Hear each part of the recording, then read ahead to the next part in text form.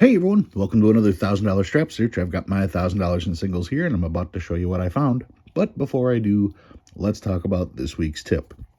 Now, all of us have price guides and all of us have ideas, guides, literal guides, as to what prices are. But the market tends to determine the price and therefore the value. Price guides are a great way to determine if you're in the ballpark. If somebody's asking $5,000 for a note and the price guide says it's worth $100, well, it might be 100, 125, 150. That guy asking $5,000 is out of his mind. But without the guide, you don't know if somebody's in the ballpark. The biggest problem, though, is price guides aren't updated often enough. So the question becomes, which notes are on the rise? And that made me want to tackle a top 10 list. So I started putting that together. But this one was one note for sure that I wanted to talk about. Anyway, that's what I've got for you this week as far as the tip goes. Which notes, pay attention to which notes are harder to get for the price that the guide says, because those are the ones that are in high demand. All right, I've got my 1,000 singles. Let's get those out of the way. Take a look at what I found this week. Starting off, found a trinary, 0s, 3s, and 8s. No additional value on trinaries. I show these so you guys see how many trinaries I find. So for people who think trinaries are worth money, not when I'm finding this many. Think of any other note that you would call a fancy serial number. Oh, I don't know, a radar, a binary, 6 of a kind, a repeater.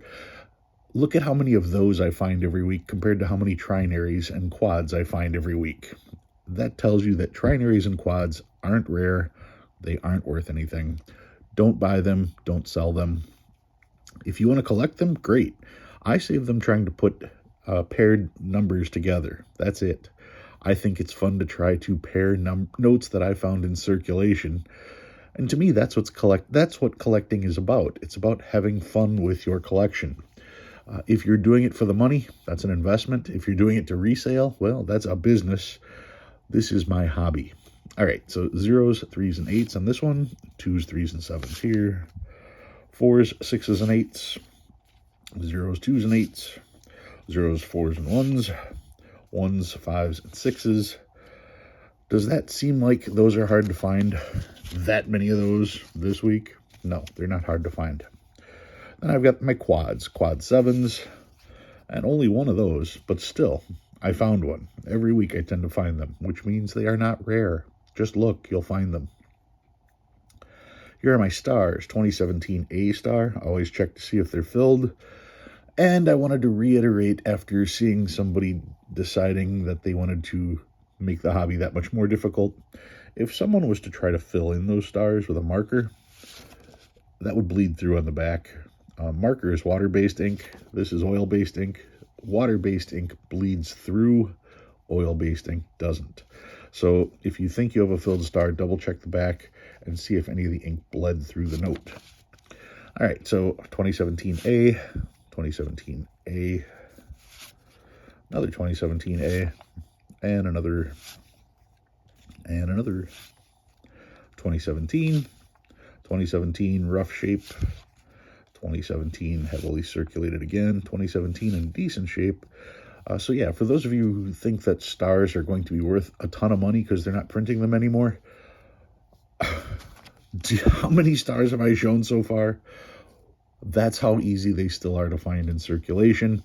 And what do you think they're worth? Some people say they're worth $2 to $3 now.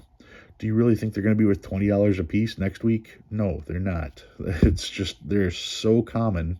How many do you plan on buying? That's a better question. In fact, I may put a whole strap of stars in one of my auctions. Anyway, let's see. 2017, 2013. This is a 2013 B star note.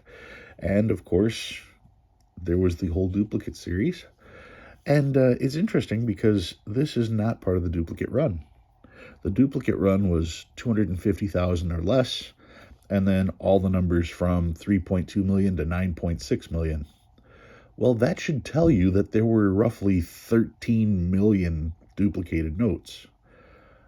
That means that there are less unduplicated notes than there are duplicated notes. So maybe you should be saving the unduplicated stars. There's less of them. All right. Another 2013 star. Another 2013 star. Then we get to the older notes. I save anything that's 20 years or older. That means 2003A and back. We're 1 year away from starting to save the 2006s. Anyway, 2003A, 2003A, rough shape, 2003A, rough shape, another one that's rough. This one's a little bit better. This one's still rough, probably going to go away. 2003, 1999, 99, 99, 1995, and the oldest note I found, too bad it's all hacked up here on the bottom, found a 1963A, and somebody gave him eyebrows and a mustache. Must be a Trump fan. Anyway, that is the oldest note I found this week. Let's take a look at what I brought out. I pulled this note out again because I wanted to talk a little bit more about it. This is a $5 emergency currency note from Hawaii. It's World War II emergency currency. Japan was, after Japan invaded Pearl Harbor, or attacked Pearl Harbor, I should say, they were worried about a land invasion of Hawaii. So what they did was they replaced all the notes on Hawaii with the emergency currency that had Hawaii stamped here, had Hawaii stamped on the back, and they used a brown seal and brown ink for the letters.